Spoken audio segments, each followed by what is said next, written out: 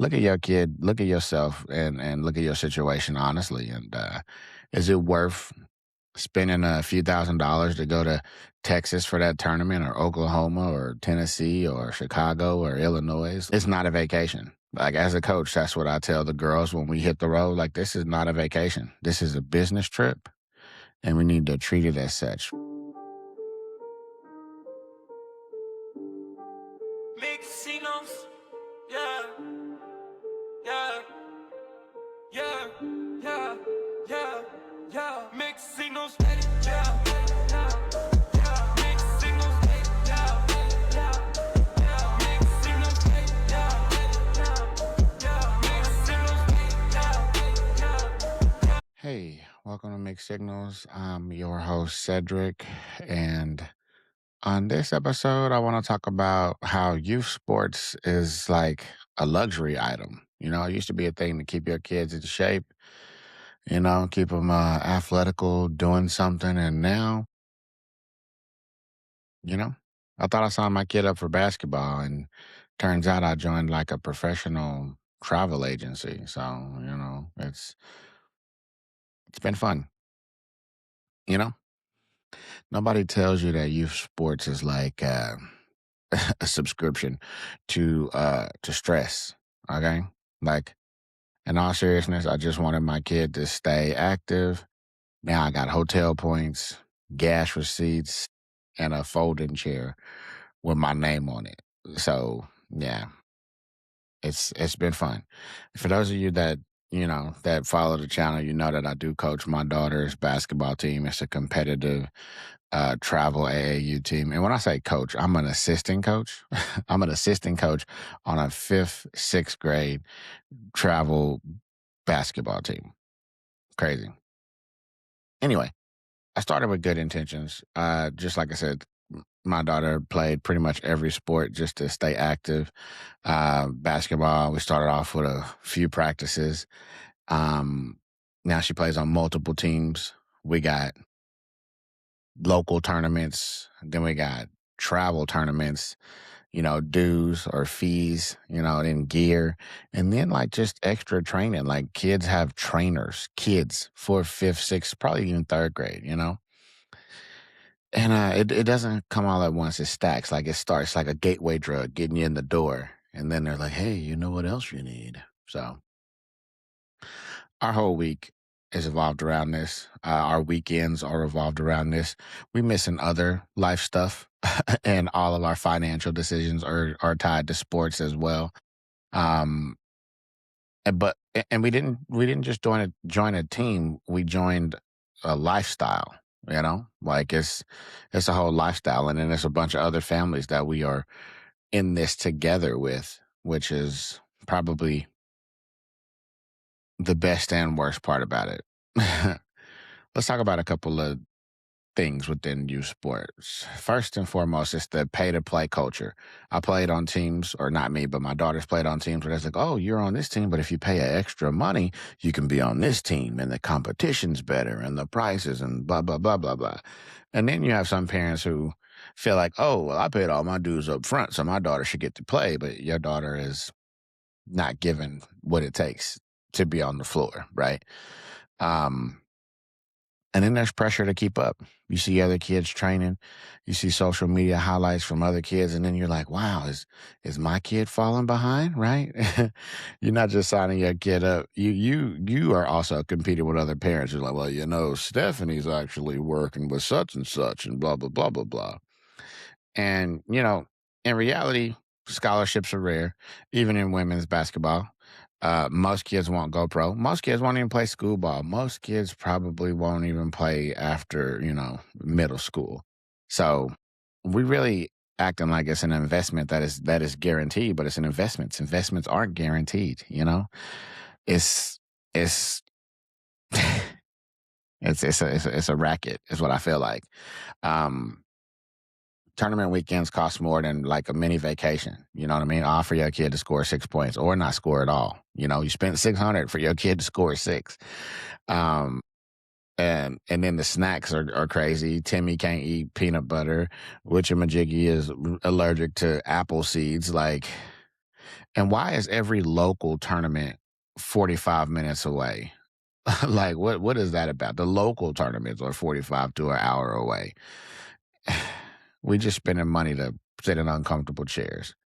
And then AAU is like 4 to 5 days a week.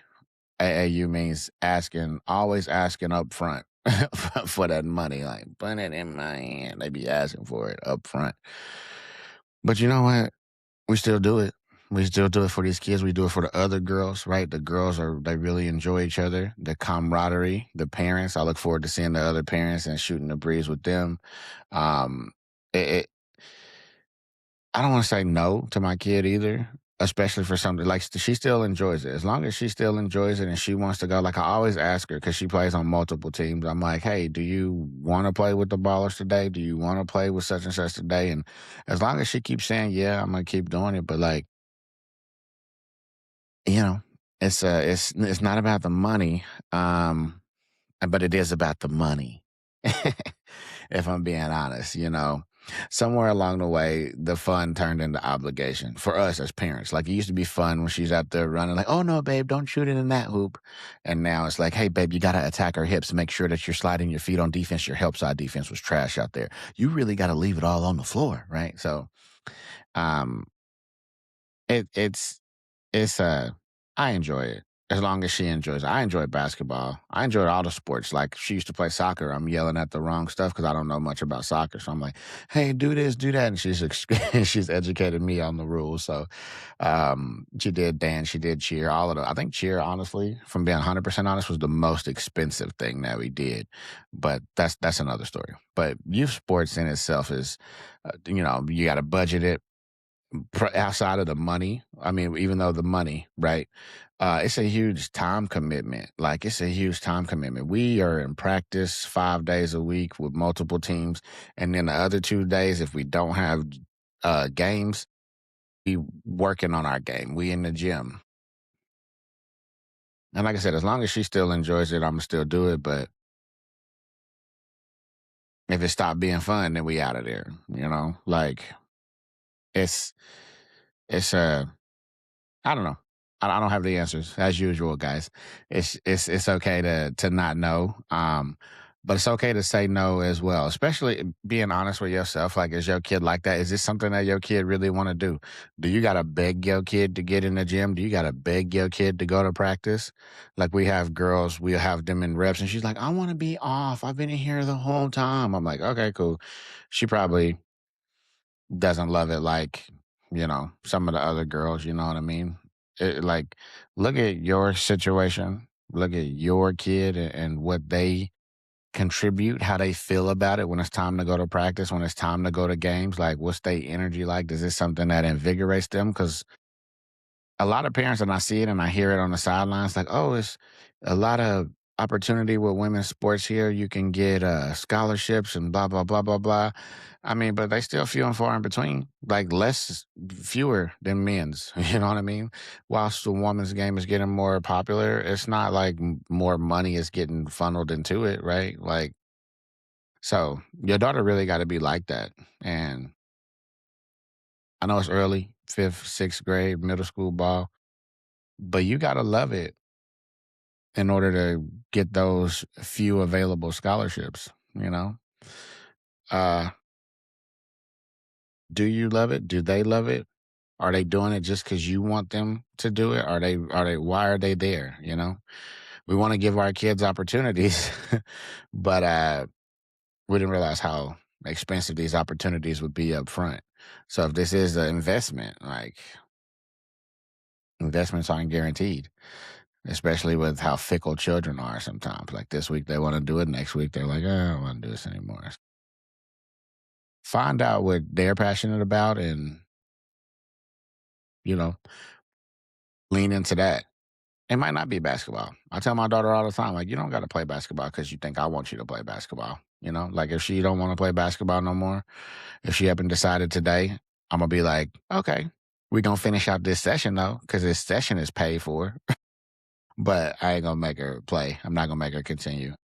She does a lot. She does, she plays instruments, she's in choir. I should put a picture up on screen, her enthusiasm for choir. talking about energy. She's like, "Hi, Lady Liberty." Like, oh my God. I'm like, "Can you get moms in the crowd?" She's just like, "Nah, I'm not doing any of that." So, we're not doing choir anymore because that's the energy that she puts into it. But she plays a couple of instruments. She says she wants to do track, which track is good. It translates stamina conditioning. So, um, yeah, maybe she'd be a doctor, or who knows what. She says she wants to play basketball. But look at your kid, look at yourself, and look at your situation honestly. And is it worth spending a few $1,000s to go to Texas for that tournament, or Oklahoma, or Tennessee, or Chicago, or Illinois? Like, it's not a vacation. Like, as a coach, that's what I tell the girls when we hit the road. Like, this is not a vacation. This is a business trip, and we need to treat it as such. We here for work. We got a job to do. And once that job is done, we can have some fun. After we go and get the dub, we can hit the pool. I mean, honestly, we don't even like to hit the pool because that's a full body workout, and then they're gonna be lazy for the games the next day or lethargic. So, but yeah, you get the point though. It's not a vacation. It's a business trip. We there for work. It's serious, especially when parents are spending that kind of money to be there, especially with the Strait of Hormuz and gas prices right now. Like, it's not a game. It's serious business. So take a look within. Have your child take a look within. What kind of ball player do they want to be? What kind of ball player are they right now? And are they taking the steps to get to where they want to be? Because it's a huge financial investment, but it's a huge time commitment. Practice multiple days a week, working with a skills coach. Yeah, I know that sounds like a lot, but it's a reality that real people do. So just something to take into consideration. You know, it's your boy Cedric. Mixed signals. Like and subscribe, all the things.